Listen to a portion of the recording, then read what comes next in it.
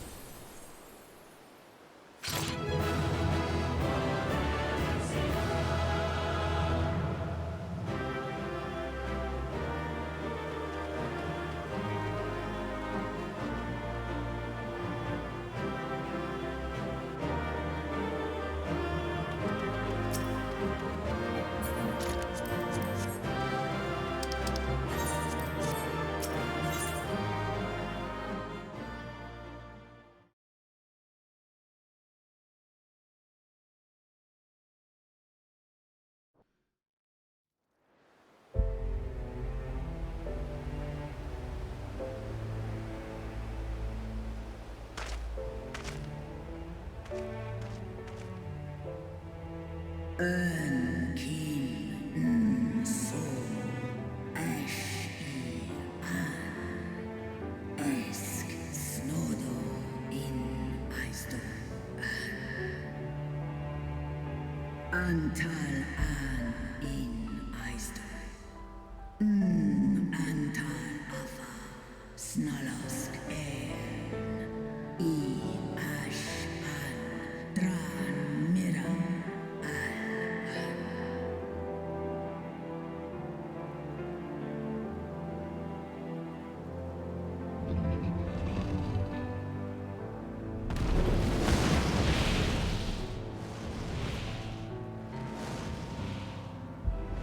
Noble warriors, the dragons chose their friends well.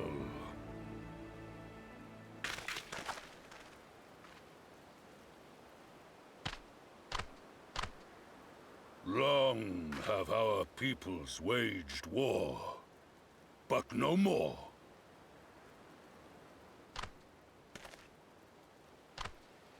Your fallen lie beside our own. By our words and deeds shall we honor their sacrifice.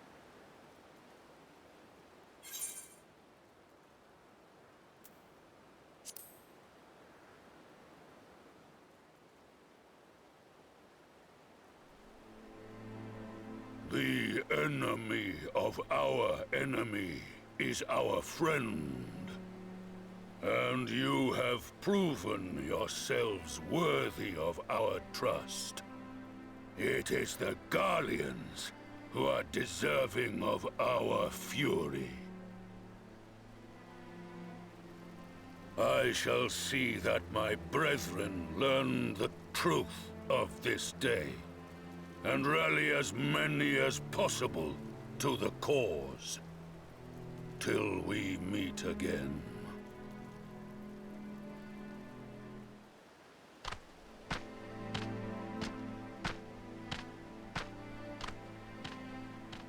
And thus did we make allies of the Amalja.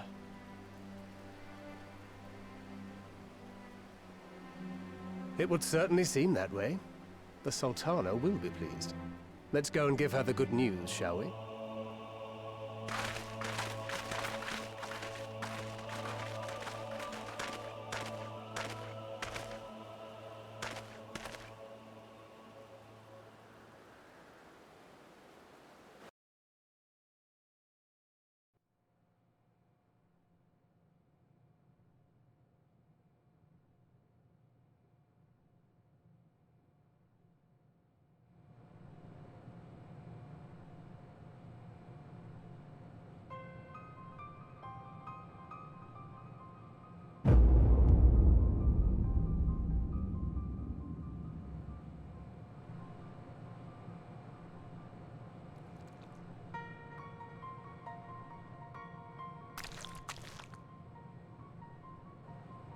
What in Ralga's name happened here? The gods only know. But you can bet these poor sods aren't here by choice. Quickly! We've got to get them free!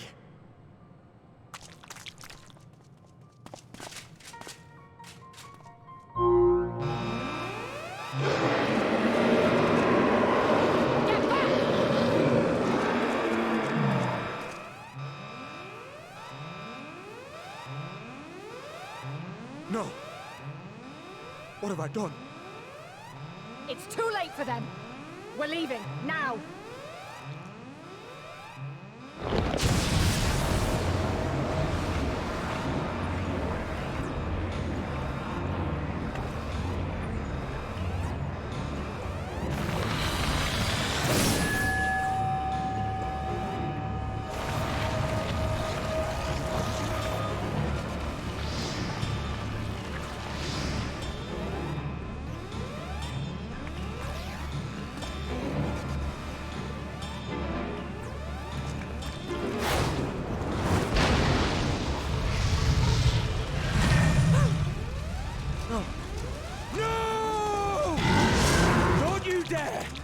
We came together and we're leaving together!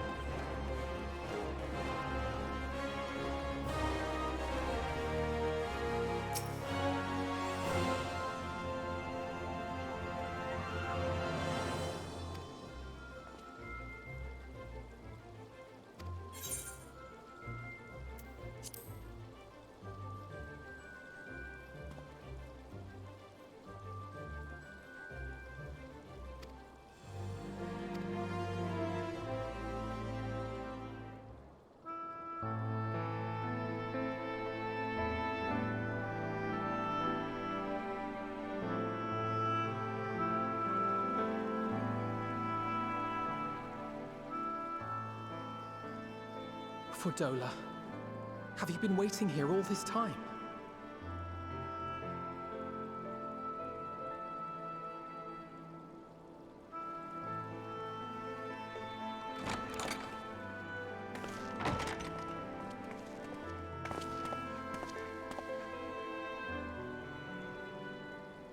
We have done what we can.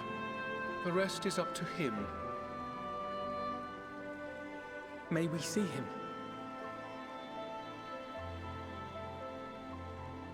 I do not think that wise.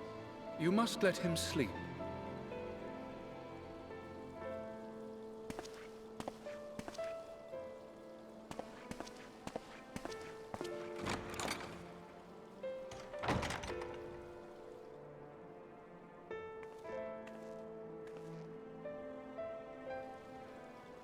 Thank you for bringing him back.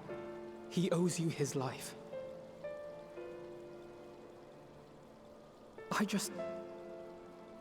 I just wish I had been there. Perhaps, I don't know. Perhaps I could have... Could have what? Got tempered? Don't flatter yourself. You can't save everyone. No one can. Not even the warrior of bloody light. People die all the time, for no good reason. And those who take up the sword die quicker than most. If you're going to shed a tear every time a soldier falls on the battlefield, you'd best stay away. It's no place for the weak of heart.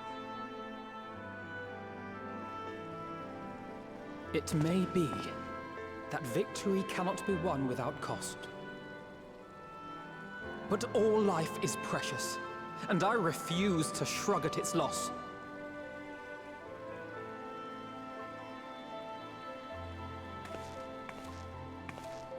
All life is precious! You need to grow up, little man. Before your sparkling ideals get everyone killed.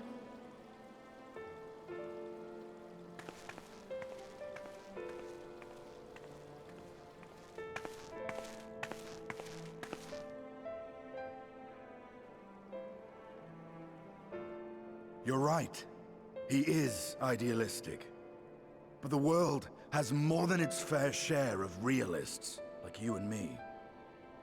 It's people like him who dare to dream that things could be better, and make it happen against all the odds. They are the ones whose names live on forever. The heroes. The battlefield's littered with would-be heroes. At this rate, you'll lot'll be next. And what'll become of your precious dreams then? They'll be gone. Like dust on the wind.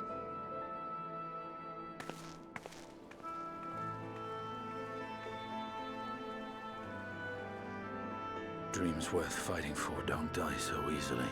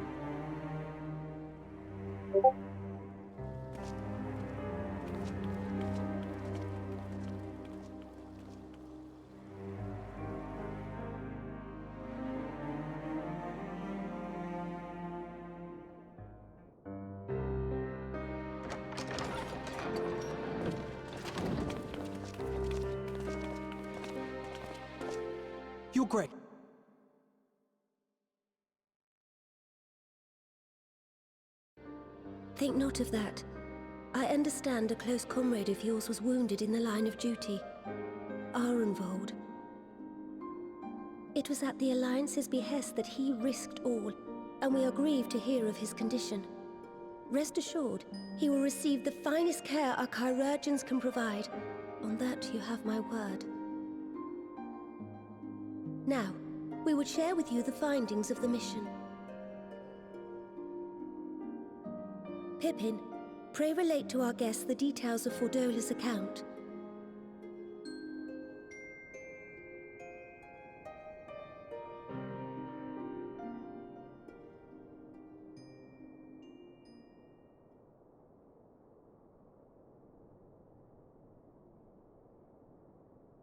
First Bahamut, now Ifrit.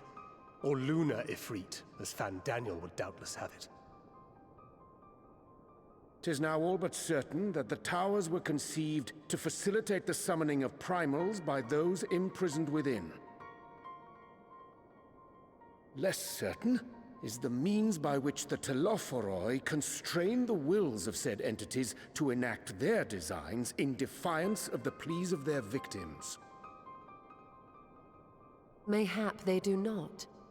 If mere proximity to the towers is enough to make loyal servants of the Empire's mortal enemies, it stands to reason that the same is true for those held captive. They invoke their gods for the good of Garlemald, and in their disturbed state of mind, summon a primal whose form reflects their own alteration. It all begins to make sense. Upon closer inspection, I realized that the towers bear a striking resemblance to a much larger structure which Urianger and I observed from afar during our visit to the Imperial capital. Assuming it too is capable of tempering those in its immediate vicinity, it would go some way to explain the swiftness with which the Telophoroi managed to rally so many Imperials to their cause.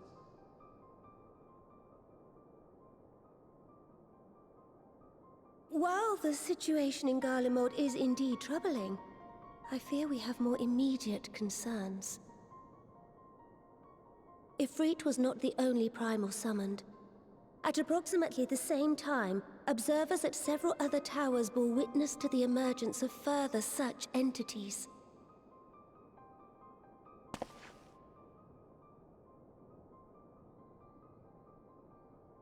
For a blessing, none appear to wield aught approaching the destructive power of Bahamut, and the Grand Companies are moving to deal with the threat even as we speak.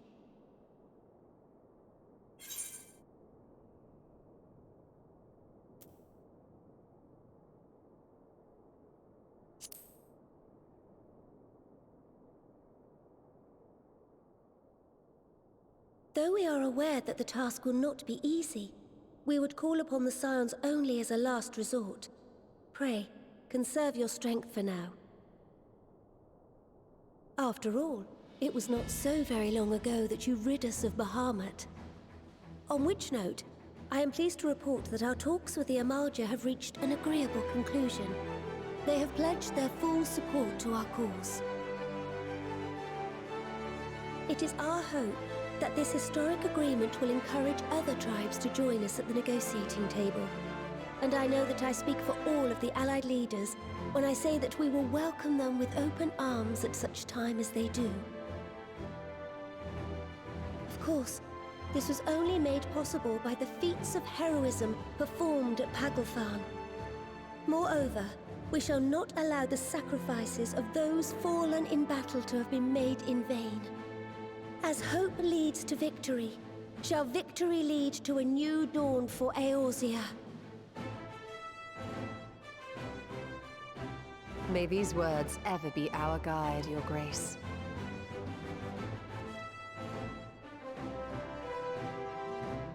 Now, if you will forgive me, I must consult with the Syndicate on the matter of our new allies' integration. Till next we meet, my friends, I bid you safe travels and blessed respite.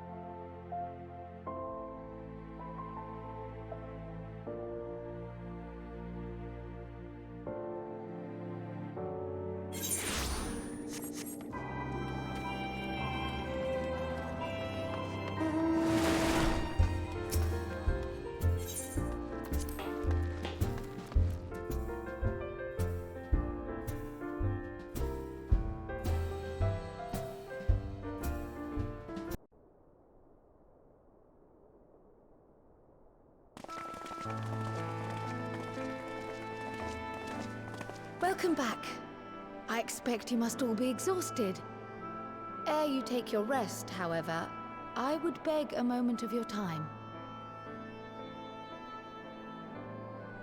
Thanks to Arenvold's selfless efforts, we may now be confident that we understand the function of the towers. But many questions remain regarding the reason for the summonings and what lurks behind the looming edifice in Garlemald. Until such questions are answered, we will struggle to devise an effective strategy for thwarting the Telophoroi's stated aim. Nothing less than the destruction of this star.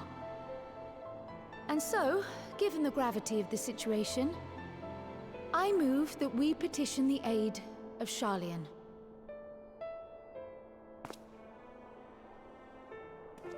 'Tis possible the ancient knowledge preserved within our archives may hide a clue to our enemy's methods. But given Sharlayan's established policy of non-intervention, our former colleagues are not like to aid us in its discovery. Oh, I well remember what they're like. The Forum's barefaced refusal to assist you in the days prior to the calamity must rank as Sharlayan's most shameful act since the Exodus. But were the final days to be reenacted, it would spell doom for us all. Surely even they cannot turn a blind eye to that. I trust we are all of the same mind on this matter. Urgent as it seemed, I took the liberty of petitioning the Alliance for leave to act as Eorzea's emissary, and have since received their blessing. I presume your role as a student of Baldessian will carry some weight with the Forum? One can but hope. If truth be told, our organization has been a shadow of its former self ever since the disappearance of the Isle of Val. But the name does still retain some degree of prestige. I only pray it will be enough. If there are no objections, I shall depart for Sharlayan at once. But before I do, I should also mention the other matter to which I would devote some time during my stay. After hearing what transpired in the first, I began to question the true nature of Hydaelyn's blessing. A topic I have discussed at some length with Y'shtola. We were wondering, when was the last time Hydaelyn spoke to you directly?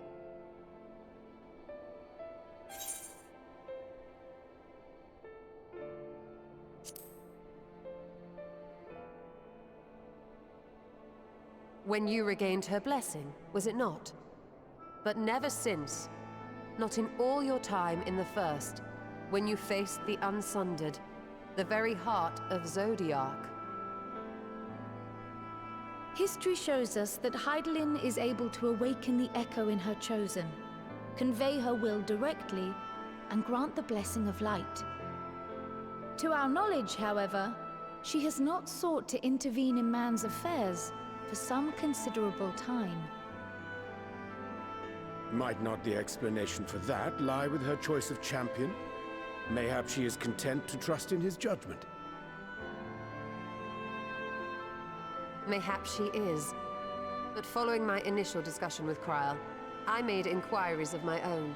And as far as I am able to tell, Hydaelyn has not made her will known to anyone. During my time in the First, the Oracle of Light spoke to me through Reen. But that was not the will of Hydaelyn. It was Minfilia herself. Indeed. And while she and Hydaelyn were inextricably linked, Minfilia yet acted of her own volition. A messenger, yes, but one who spoke with her own voice. I wonder, could Hydaelyn's silence suggest the presence of some disruptive force, perhaps? Some obstacle to communication? While I share Urianger's high opinion of your conduct, I see no reason why she would deny you her guidance altogether. Then again, who am I to say? The fact is, we simply don't know. But if the explanation is to be found anywhere, I can think of worse places to look than the archives of Sharlayan, and their research on the Ethereal Sea in particular.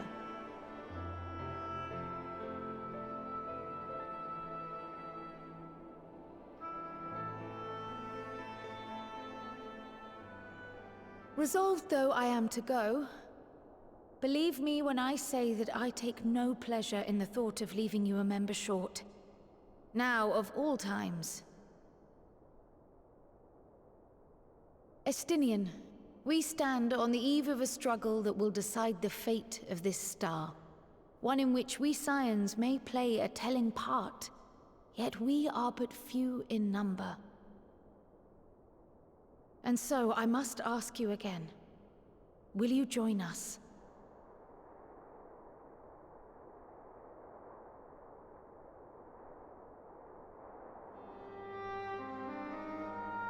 You see the world the way you want it to be. I see the world the way it is. You are idealistic to a fault.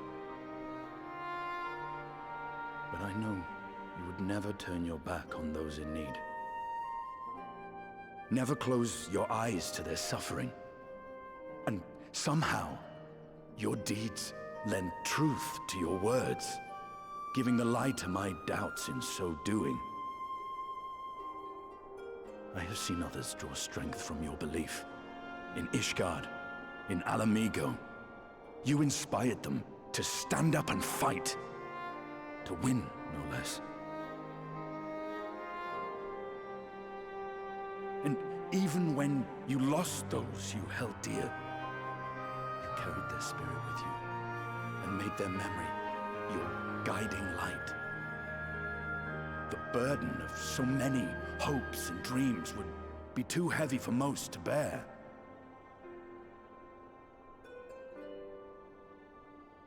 But you bear it willingly, as you have shown me.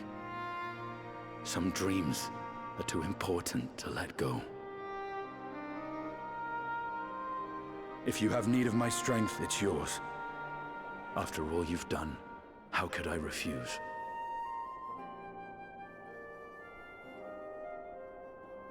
Thank you, Estinian. Whatever challenges await us, I shall not falter. You have my word.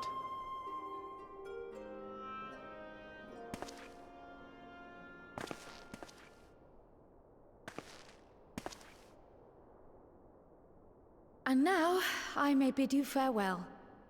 Safe in the knowledge that all is as it should be. In this little corner of the world, at least.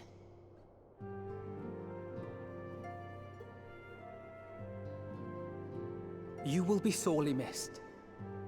Tread warily in Sharlayan, and do try not to let the Forum embroil you in their politics.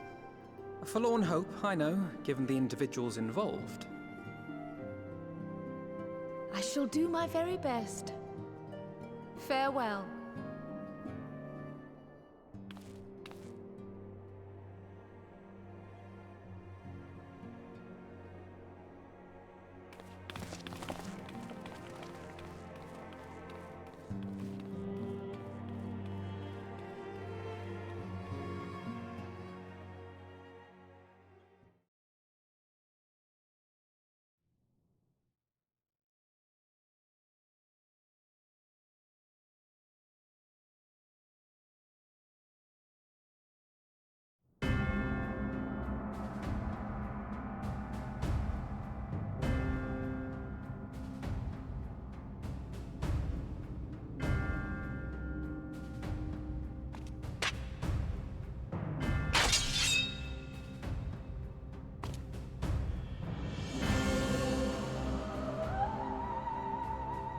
Well, does this one meet with your approval?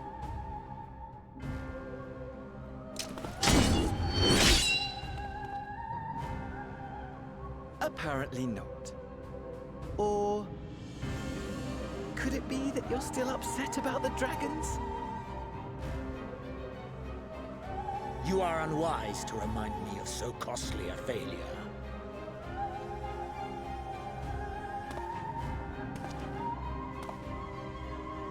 It will I trust. Oh, hardly at all. Though, admittedly, the chances of us being able to procure any more Mericidian dragons are rather slimmer following Tiamat's reappearance.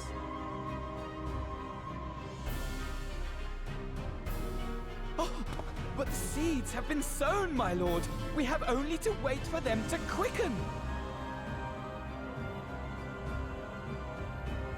Speaking of preparations, is it safe to assume that you will be ready to control you-know-what? The hour draws nigh. This nation, forged for Ascian ends, will finally prove its worth. A mighty empire, now no more than an instrument of this star's destruction. What a pleasure it will be to put it to use. Which brings me back to our earlier topic. My lord, while I appreciate that it is not an easy decision, it really is past time you chose your weapon. There is one that I have been meaning to test.